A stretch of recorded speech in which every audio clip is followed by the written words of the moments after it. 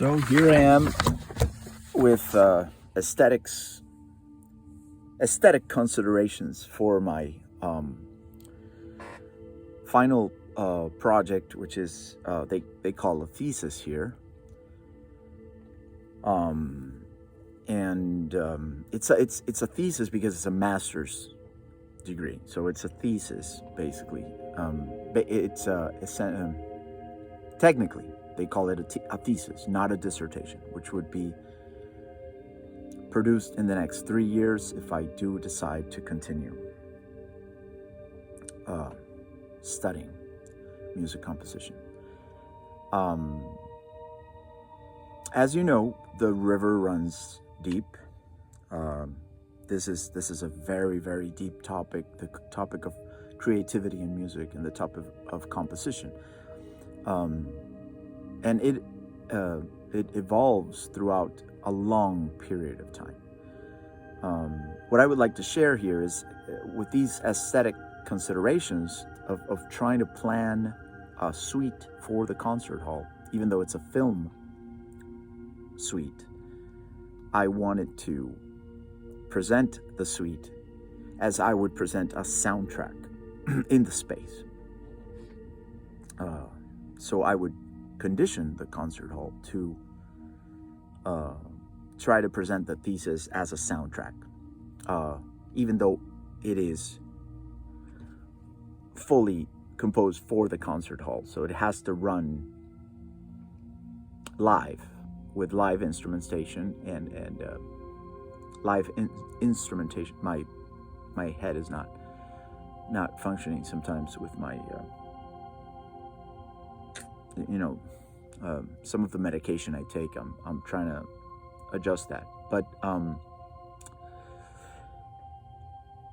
I guess I would like to offer any sort of advice to people that are coming back to music, personas que están volviendo a la música later in life, más tarde en su vida, and how to go about that and how to start learning again, start having a beginner's mindset, I would say, and a growth mentality instead of a conformist mentality with music, and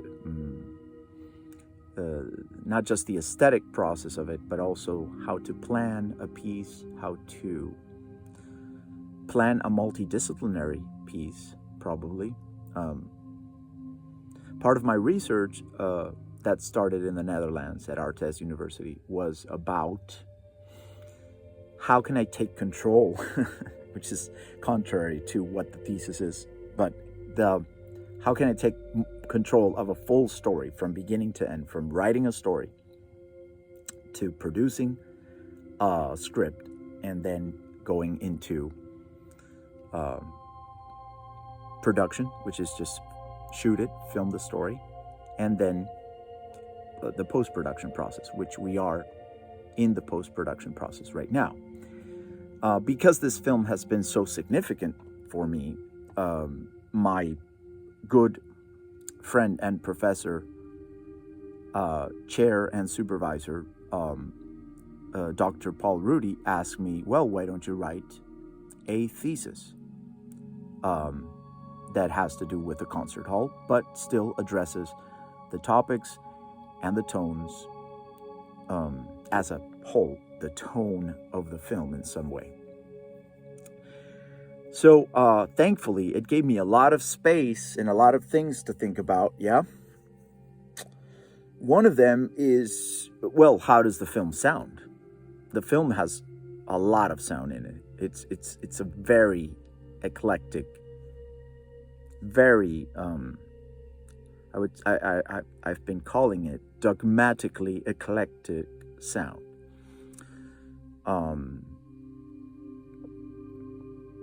Like I've been almost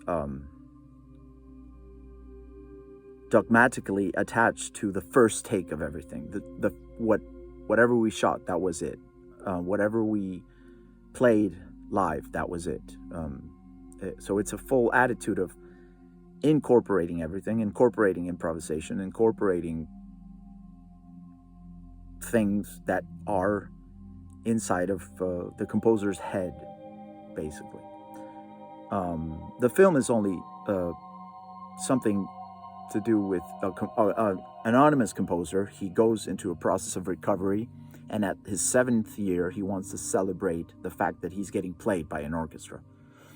So the only purpose of this composer is to point back to the source of it all, to point back to the source of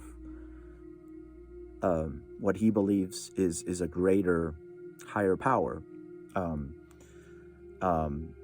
In the case of this composer in particular, he loves Yeshua. He loves Jesus Christ. So we were exploring how this character could go into a process of pointing back to God, to the original source, right?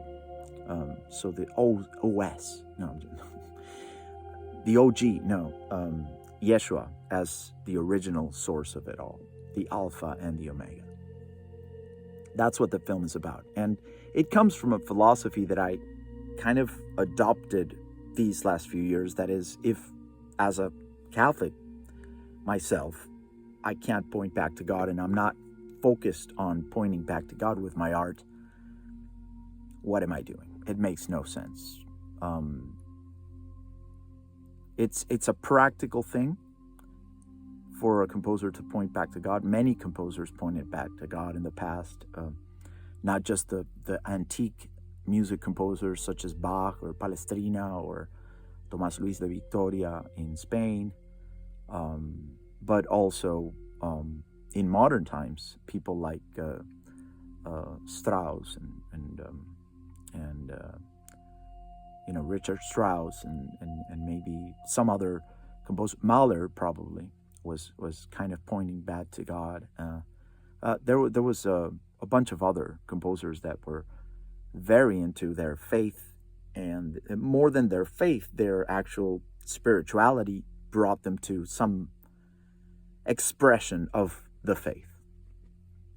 And it doesn't have to be just faith in Yeshua. As we practice, there is a higher power, so we just assume that higher power is all loving, all generous, and all merciful, even though we make a lot of mistakes. So my point with this was, in these aesthetic considerations for the thesis, I would like to create some form of product that would help the thesis be realized, which is both the film.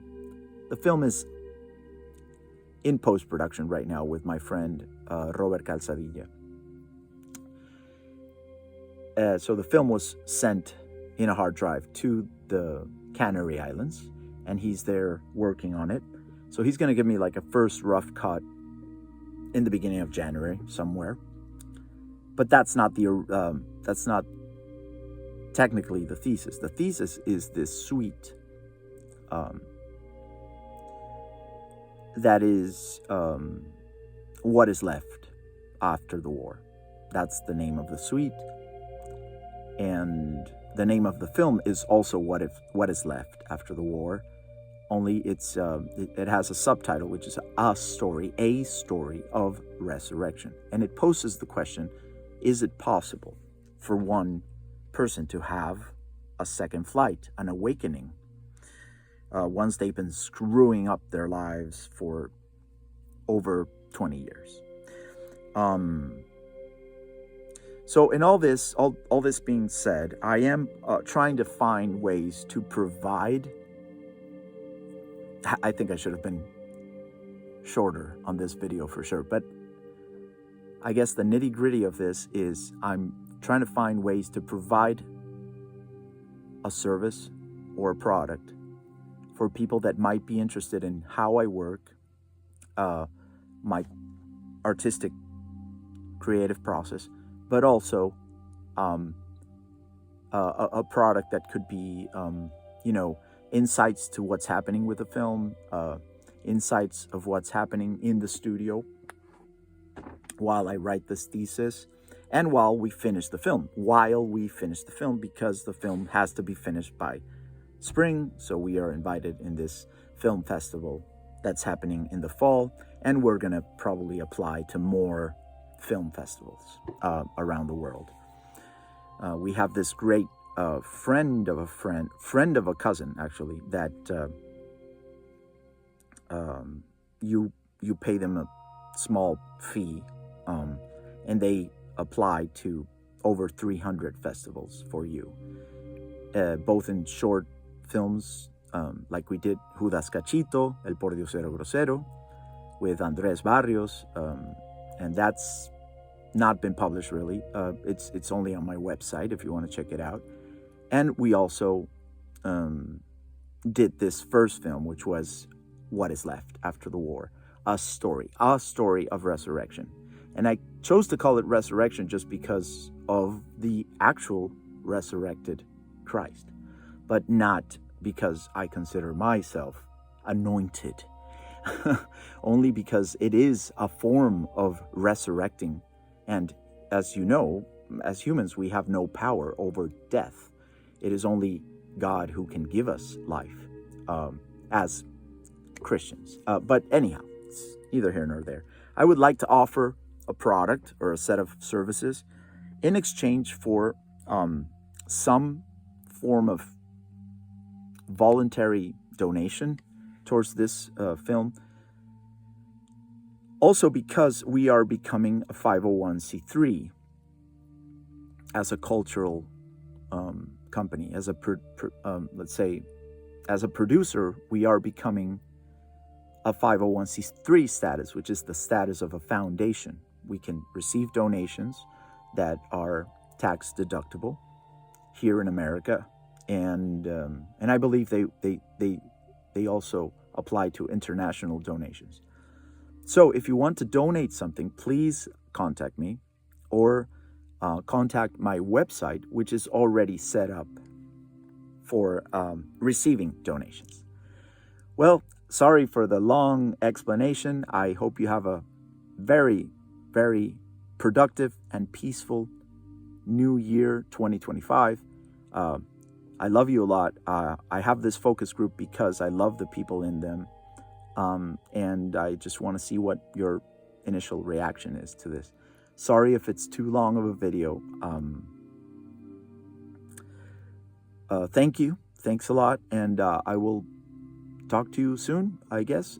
If you want to shoot me a private text or a private email, I'm happy to reply in a reasonable time frame. May God bless you and keep you, and I'm very grateful to start this new year and for it to be a productive and peaceful year for everyone. A big shout to all my Venezuelan friends, inside and outside of Venezuela as well, who are fighting a really difficult fight, and on both sides, by the way. I consider I would love to be a third side, but I don't know if that exists anymore. But a big shout to all my Venezuelan friends. I love you so much, my family and my friends. I hope you have a healthy night. Stay healthy and stay in love and stay in some sort of peace. And may this year be very, very productive for all of us. Okay, big hug.